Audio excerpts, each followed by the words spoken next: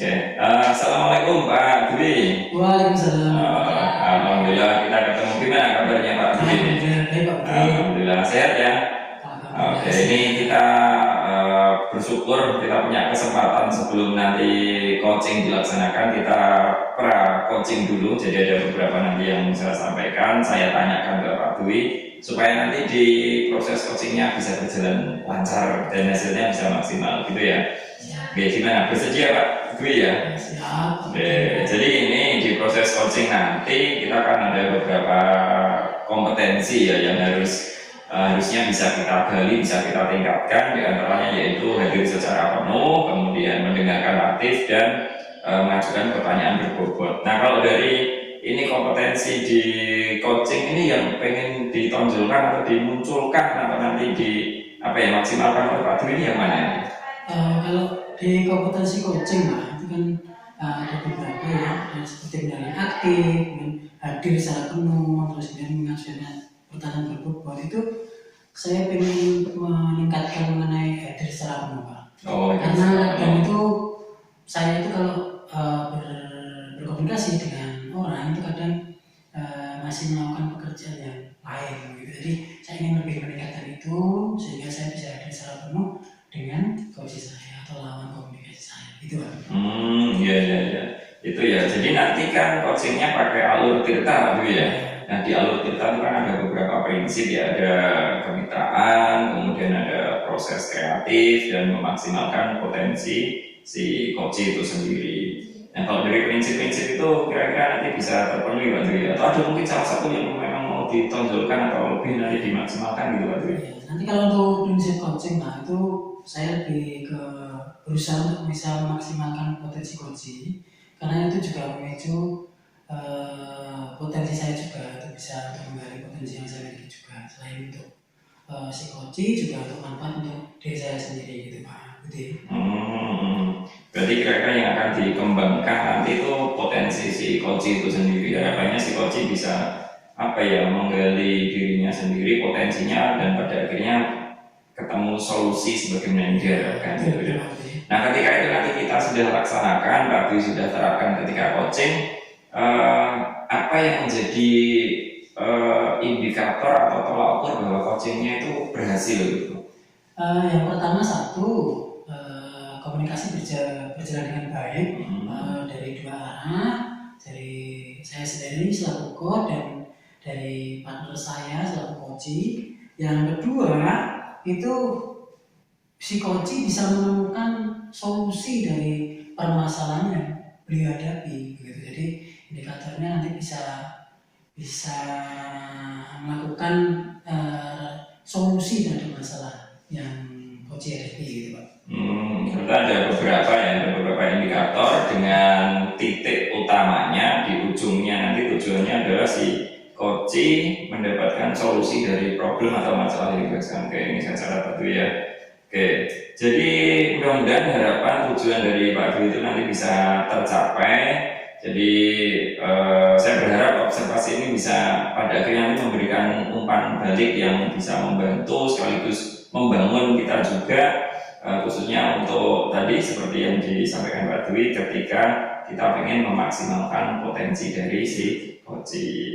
Jadi habis ini bisa langsung dilaksanakan coaching, nanti saya akan mengamati, nanti kita akan obrolkan di sesi berikutnya, nanti akan ada pasca dari observasi setelah coaching dilaksanakan itu. Ya gitu Pak Dwi ya, nanti silakan dipraktekkan coachingnya, mudah-mudahan semua berjalan dengan lancar. Oke, terima kasih Pak Dwi. Assalamualaikum warahmatullahi wabarakatuh. Assalamualaikum Bu Dwi. Waalaikumsalam. Selamat pagi, gimana kabarnya ini? Alhamdulillah baik, sehat dan luar biasa. Warga di rumah baik ya? Alhamdulillah baik semua Pak. Katanya Bu Putih ini kalau ada sebuah permasalahan atau ada sesuatu yang mau dikomunikasikan dengan saya, kira-kira ada apa Bu Putih? Begini Pak Dwi, ini saya kalau gue bicara memang Pak Dwi, saya beberapa bulan ini mengobservasi teman-teman dalam sudut pandang saya itu begini. Oh teman-teman kok dari dulu itu masih banyak yang menggunakan cara atau metode pembelajaran itu secara konvensional atau lebih banyak ke ceramah tanya jawab Pak Dwi. Padahal kita ini kan sudah di zaman yang teknologi itu semakin canggih seperti itu. Jadi seperti ini Pak Putih ya, terkait hari ini komunikasi kita yang pertama saya tekan ini Bu Putih dan saya ini sharing gitu ya Bu Putih ya, istilahnya kita sama-sama sebagai guru, jadi tidak ada yang lebih hebat atau dikira nanti saya hebat bisa menguasai atau seperti apa, jadi kita sama-sama belajar gitu Bu Putih ya. Terus terkait dulu pesan Bu Putih tentang masih banyak teman-teman kita, rekan-rekan guru, terutama yang sudah senior-senior itu masih menggunakan metode belajar yang konvensional seperti yang misalnya ini ceramah, tanya jawab gitu ya.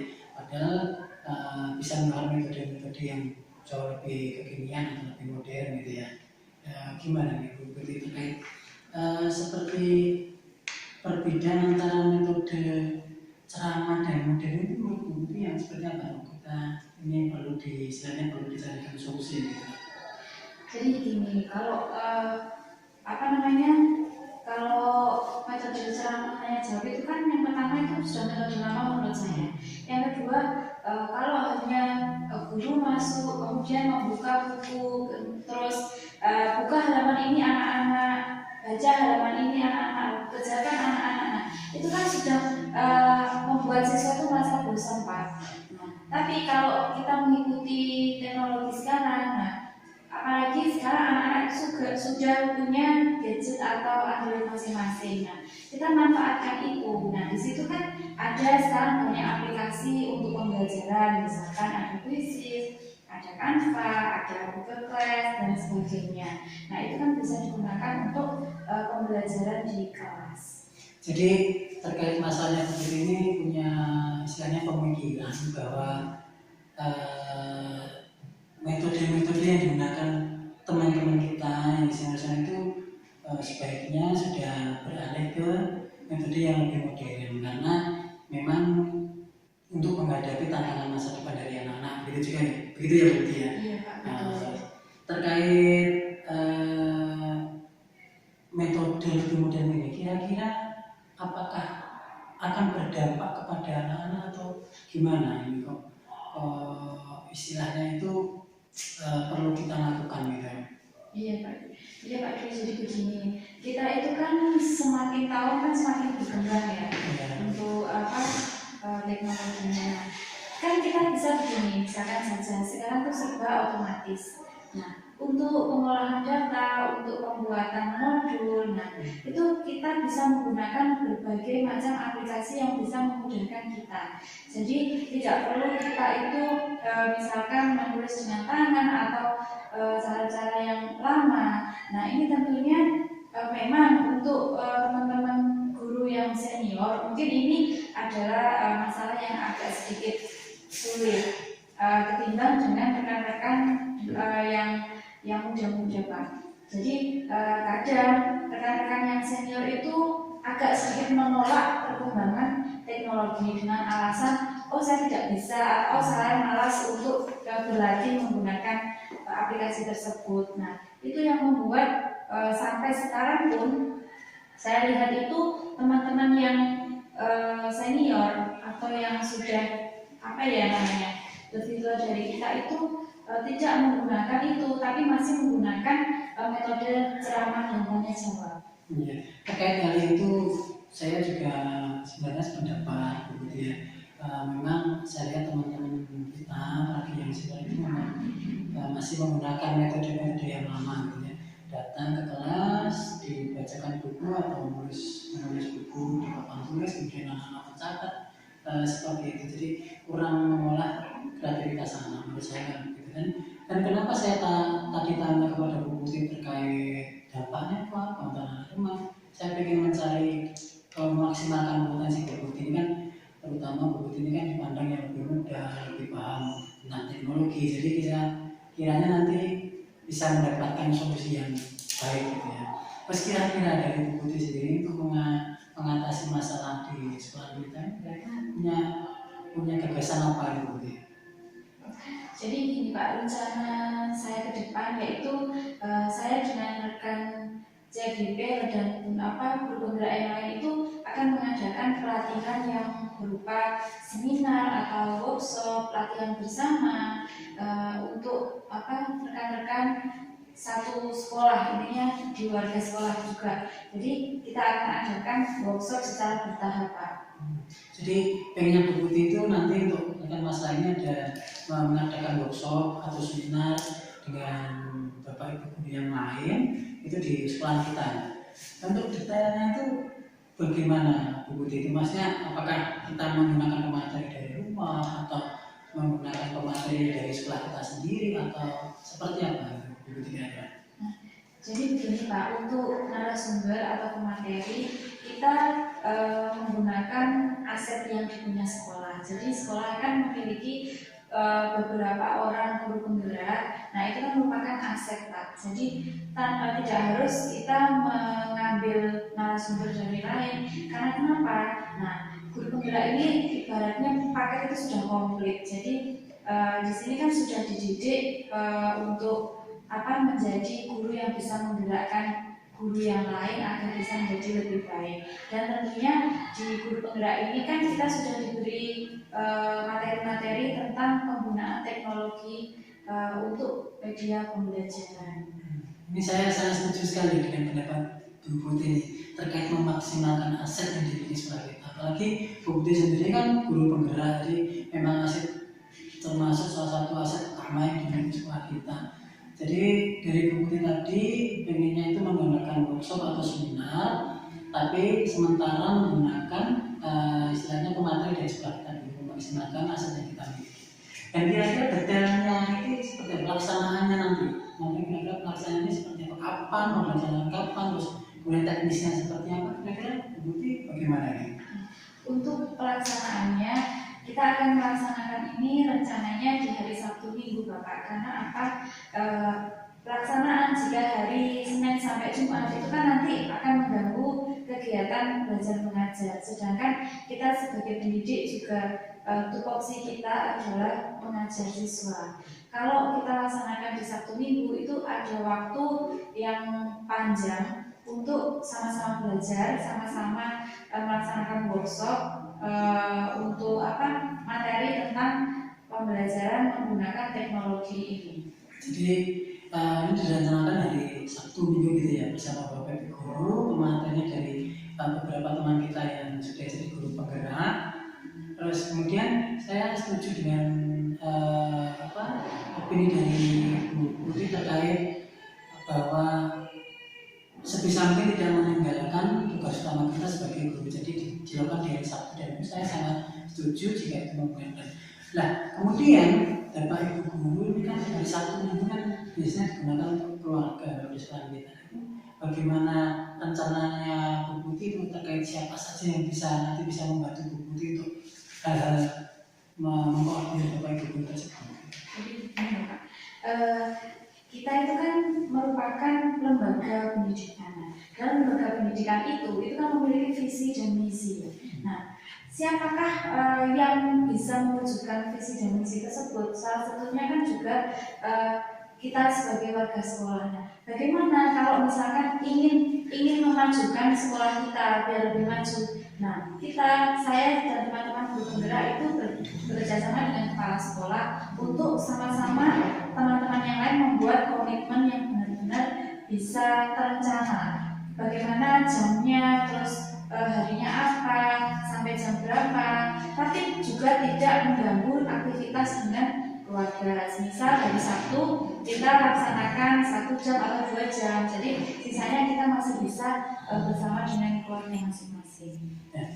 Jadi saya juga sangat setuju dengan Bu Putih untuk rencananya juga sangat bagus, dengan siapa saja nanti yang bisa diminta bantuan, siapa saja juga ada. Saya sangat setuju dengan itu. Jadi itu saya kira bentuk inovasi yang baik, tinggal komitmen dari Bu Putih dan teman-teman guru penggerak itu yang dalam pelaksanaannya nanti ya. Terus kemudian terakhir Bu Putih ini terkait nanti hasilnya seperti apa, yang jelas dalam pelaksanaan nanti saya diajak juga Bu Putih biar saya juga ikut terlibat karena saya sedang terlibat itu. Yang kedua nanti yang hasilnya nanti kita bisa diskusikan kembali nanti apakah ada yang memang terbaiknya atau ada kurangnya di mana nanti kita perbaiki bersama-sama. Itu ya Bu ya. Siapa? Ya, jadi saya kira percakapan kita cukup, pemilihan cukup. Saya pikir Bu Titi juga punya tugas luar biasa, luar biasa. Saya akhiri yang ya. Assalamualaikum warahmatullahi wabarakatuh. Waalaikumsalam warahmatullahi wabarakatuh. Assalamualaikum warahmatullahi wabarakatuh. Waalaikumsalam warahmatullahi wabarakatuh. Gimana Pak Dwi perasaannya setelah closing lega ya?